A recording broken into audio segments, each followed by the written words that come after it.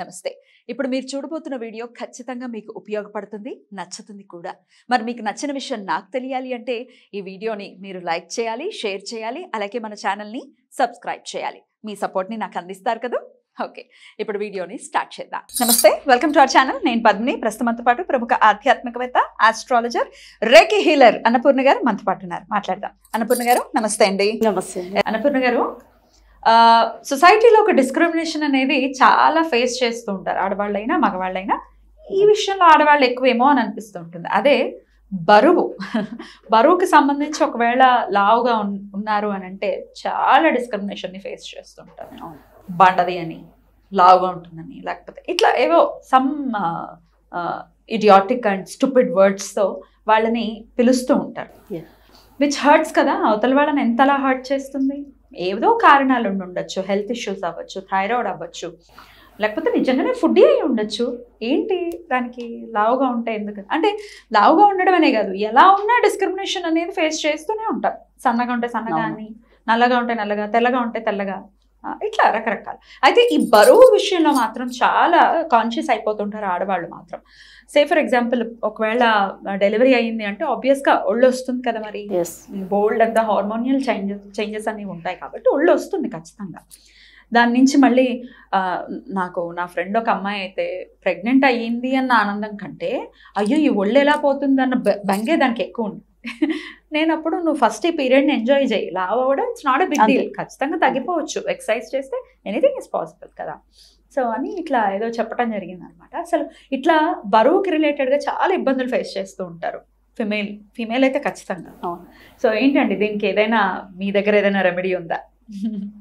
తప్పకుండా పద్మిని గారు. సో అది చెప్పే ముందు, మీరు ఇవన్నీ డిస్క్రిమినేషన్స్ అన్నారు కదా, నిజంగా ఆడవాళ్ళకి కానీ మగవాళ్ళకి కానీ ఒక ఆత్మన్యూన్యత భావం ఖచ్చితంగా పడిపోతుంది.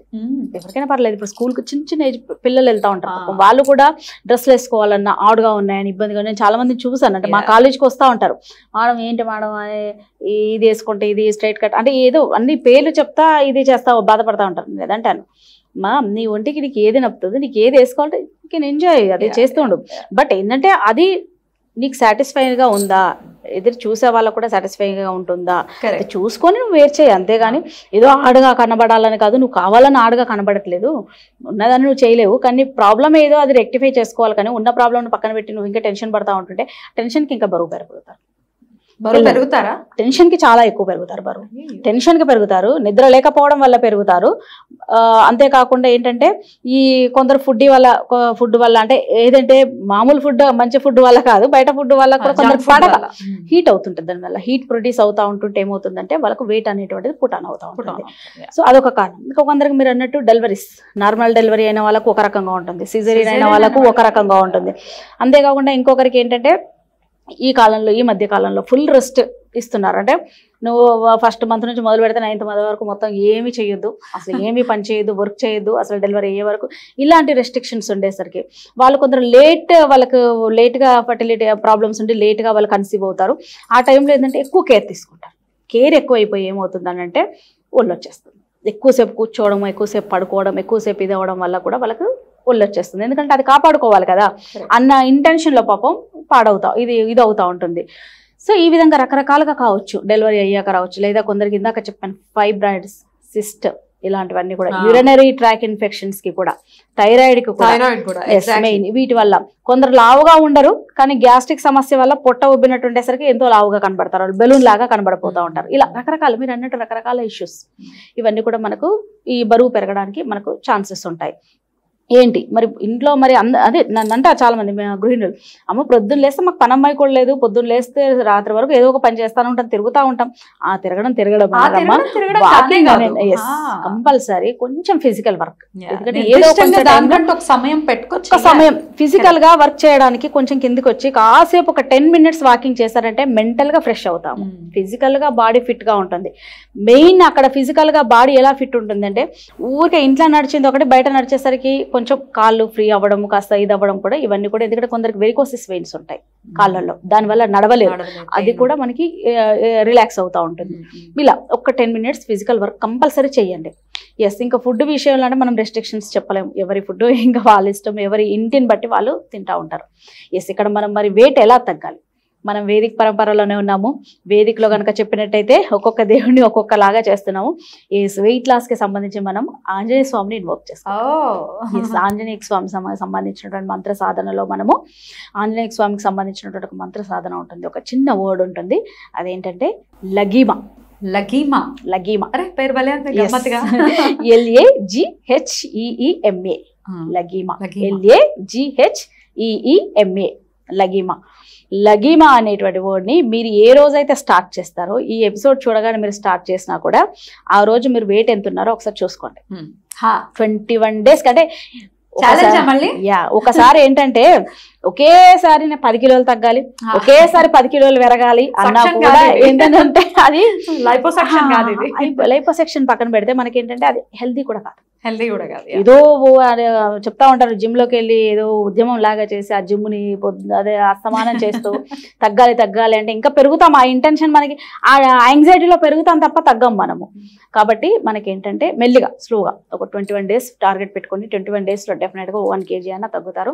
ఒక 2 kgs పెట్టుకోండి మీరు. ఒక 2-3 kgs తగ్గాలి అన్న ఇంటెన్షన్ తో లగీమా 3 అంటే డేలో 3 times, మార్నింగ్, ఆఫ్టర్నూన్, ఈవినింగ్. ఇన్ని టైమ్స్ అని లెక్కలేదు, ఒక 10 minutes అనుకోండి. లగీమా. జస్ట్ అక్కడ మీ ఇంటెన్షన్ ఏంటి, నా వెయిట్ తగ్గాలి, బరువు అంటే ఎక్కడెక్కడైతే ఫ్యాట్ ఉందో అక్కడ ఫ్యాట్ అనేటువంటిది రిమూవ్ అవ్వాలి. ఇక్కడ తగ్గాలి అంటే ఏదో మరీ చీపురుపల్ల ఏదో అవుతారని కాదు, మన ఫ్యాట్ అనేటువంటిది బర్న్ అవుతూ ఉంటుంది. అంటే ఎక్సెస్ ఫ్యాట్ ఏదైతే ఉందో అదంతా కూడా మనకు పోతుంది. డెఫినెట్గా ఇది జరుగుతుంది, చేసి చూడండి. ఇది నాకు చాలా మంది వర్కౌట్ అయింది, చాలా మందికి కాదు నాకు కూడా వర్కౌట్ అవుతుంది. ఎందుకంటే ఎక్కువ తగ్గితే బాగుంటుందని నేను ఏమనుకున్నాను. ఎందుకంటే నేను కొంచెం తగ్గానంటే అక్కడ మా నాన్నతో నాకు ఇబ్బంది. ఆయనకి ఏంటంటే ఏదో నేను కొంచెం తగ్గాను అనుకో, పాపం నాకన్నా ఎక్కువ ఫీల్ అవుతూ ఉంటారు. మా అమ్మాయికి ఏదైనా ప్రాబ్లం ఉందా ఏంటి నాన్న, ఇంట్లో ఏమైనా ప్రాబ్లమా, నాకు చెప్పుకోలేని ఏమైనా సమస్యనా, ఎందుకో తగ్గావు నువ్వు అంటే ఇలా మాట్లాడుతూ ఉంటారు. ఆ బాధకి ఇంకా అసలు ఆయనకి ఏం చెప్పుకోవాలి, ఇంక ఇవన్నీ మనం చేయకుండా వదిలేస్తాం. అంటే ఓకే, నాకు ఎంతవరకు చాలు, నా బాడీకి ఎంత సూట్ అవుతుందో మనం అంతవరకు చేసుకుంటే చాలు. ఎవరో ఏదో అనుకున్నారు మనకు అనవసరం. ఎందుకంటే అది కావాలని పెంచుకునేది కాదు, హెల్త్ ఇష్యూస్ వల్ల మనకి ఇది అవుతుంది. కాబట్టి ఎప్పుడు కూడా ఆత్మన్యూన్యత భావానికి మగవాళ్ళు కానీ ఆడవాళ్ళు కానీ లోనవద్దు.